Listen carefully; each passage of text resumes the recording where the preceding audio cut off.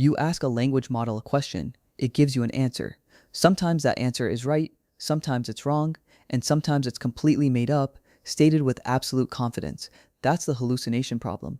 The model doesn't know what it doesn't know. RAG fixes this. Retrieval-Augmented Generation. Instead of relying on what the model memorized during training, you let it look things up. You give it a search engine for your own data. Here's how it actually works. The idea isn't new. In 2020, Patrick Lewis and a team at Facebook AI Research published the original RAG paper. Their insight was simple. Language models have parametric memory, the weights they learn during training, but that memory is frozen. It can't update. It can't be verified. RAG adds non-parametric memory, an external knowledge base the model can search at inference time. The model doesn't just generate, it retrieves, then generates. The problem RAG solves is fundamental. A model like GPT-4 or Claude is trained on a snapshot of the internet. That snapshot has a cutoff date. It doesn't know your company's internal docs. It doesn't know today's news. It doesn't know the specific details of your product. You could fine-tune it, but fine-tuning is expensive, slow, and retraining every time a document changes is absurd. RAG lets you update knowledge by changing the index, not the model. So how does it work? 4 steps: ingestion, retrieval, augmentation, generation. Let's walk through each one. Step 1. Ingestion. You start with your documents, PDFs, code, wiki pages, manuals, anything. You split them into chunks. A chunk is typically 500 to 1,000 tokens, roughly a few paragraphs. The chunk size matters. Too small, and you lose context. Too large, and the embedding dilutes the meaning. You then pass each chunk through an embedding model, which converts the text into a vector, a list of numbers. OpenAI's text embedding 3 small produces 1536 dimensions. Hugging Face's all mini LML 6v2 produces 384. Each dimension captures some semantic feature of the text. These vectors get stored in a vector database: Pinecone, Weaviate, Milvus, Qdrant, Chroma, even Postgres with PG vector.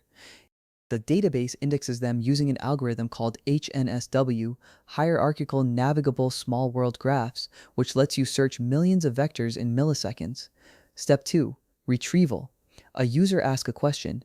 You embed their question using the same embedding model. Now you have a query vector. You send it to the vector database, which computes cosine similarity between the query vector and every stored chunk vector.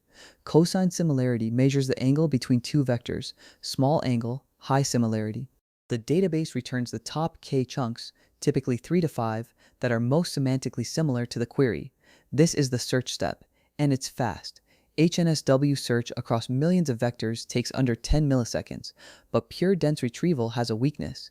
It's semantic, not lexical. If you search for a specific product code or a person's name, dense retrieval might miss it because it's looking for meaning, not exact matches.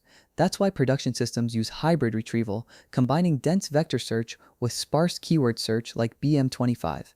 BM25 is the algorithm that powered search engines for 2 decades. It finds exact keyword matches, dense finds semantic matches. Together, they catch what either would miss. Step 3. Augmentation.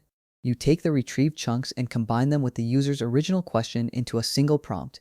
This is where the magic happens. The prompt now contains both the question and the relevant context. The model doesn't have to guess. It can read. Step 4. Generation. The LLM receives the augmented prompt and generates an answer. But now the answer is grounded. The model can cite its sources. If the retrieved context doesn't contain the answer, the model can say so instead of hallucinating. This is the core value of RAG. Not better generation, better grounding. The numbers back this up. RAG reduces hallucination significantly. IBM research found that grounding models with retrieved context lets you cross-reference answers with original content, making claims verifiable. A study by Stanford found that RAG can reduce factual errors by over 50% on knowledge-intensive tasks. The model isn't smarter, it just has a cheat sheet. But RAG isn't a silver bullet. The retrieval step is where most RAG systems fail. If you retrieve the wrong chunks, the model generates a confident answer from irrelevant context. Garbage in, garbage out. This is called the retrieval mismatch problem. The fix is re-ranking. After you retrieve the top k chunks, you pass them through a cross-encoder model that scores each chunk's relevance to the query more carefully. Cohere re-rank and BGE re-ranker are popular choices. The cross-encoder is slower than vector search, but it's much more accurate. So you retrieve 20 chunks with fast vector search, then re-rank them down to the top 5 with the cross-encoder. Two-stage retrieval, fast first, accurate second. Another fix is query transformation. Users don't ask perfect questions. They ask vague, incomplete, multi-part questions. Query transformation rewrites the query before retrieval. HyDE, hypothetical document embeddings, generates a fake answer to the query, then uses that fake answer as the search vector. It sounds crazy, but it works. The fake answer is closer in embedding space to the real answer than the question itself. Multi-query decomposition breaks a complex question into sub-questions, retrieves for each, and merges the results. Chunking strategy also matters enormously. Fixed-size chunking at 500 tokens is the baseline, but semantic chunking, which splits at sentence and paragraph boundaries, preserves meaning better. Parent-child chunking embeds small chunks for precise retrieval, but returns the larger parent chunk for context. This gives the model both precision and context. The chunk size you pick directly affects retrieval quality. Too small, and the embedding lacks context. Too large, and the similarity signal gets diluted. The vector database landscape has exploded. Pinecone is the managed default. Weaviate offers hybrid search out of the box. Milvus scales to billions of vectors. Qdrant is built in Rust and is blazing fast. Chroma is the lightweight option for prototyping, and pgvector lets you add vector search to Postgres with a single extension. FAIS Meta's library is the engine underneath many of these. It supports IVF, HNSW, and product quantization for compressing vectors to fit in memory. The embedding model you choose determines the quality of your retrieval. OpenAI's models are convenient but proprietary. The BGE family from BAAI is open source and competitive. Cohere's Embed v3 supports multilingual search. Hugging Face's sentence transformers offer hundreds of free models. The trade-off is always dimensionality versus accuracy. Higher dimensions mean better discrimination but more memory and slower search. Advanced RAG techniques take this further. Microsoft's GraphRAG builds a knowledge graph from your documents and uses graph traversal for retrieval, catching relationships that flat vector search misses. Self-RAG trains the model to decide when to retrieve and when to answer from memory.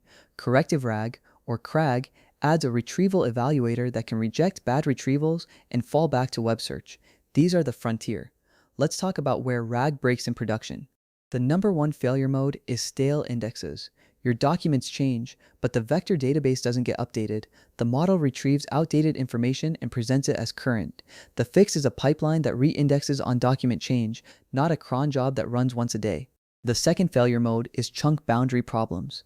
A chunk that splits a table in half or cuts off a code block mid-function produces garbage embeddings.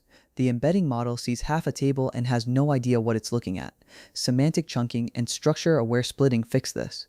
The third is embedding mismatch. If you index documents with one embedding model and query with another, the vectors live in different spaces. Cosine similarity between them is meaningless. This happens more than you think, especially when teams switch embedding models mid-project without re-indexing. The fourth is the top K trap.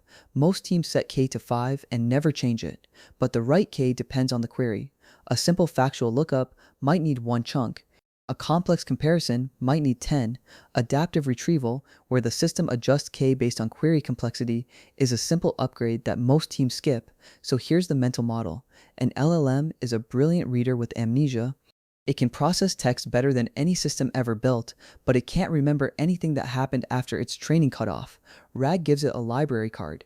The library is your data. The card is the embedding. The librarian is the vector database, and the model reads what the librarian brings. RAG isn't about making the model smarter. It's about making it honest. When the answer comes from retrieved context, you can verify it. When it doesn't, the model says so. That's the difference between a chatbot and a tool you can trust. That's how RAG actually works. 4 steps. Ingestion, retrieval, augmentation, generation. The model doesn't know everything. It just knows where to look. If the machine just clicked for you, subscribe. Cloud Codes takes apart one system like this every week. Build, solve, deploy. See you in the next one.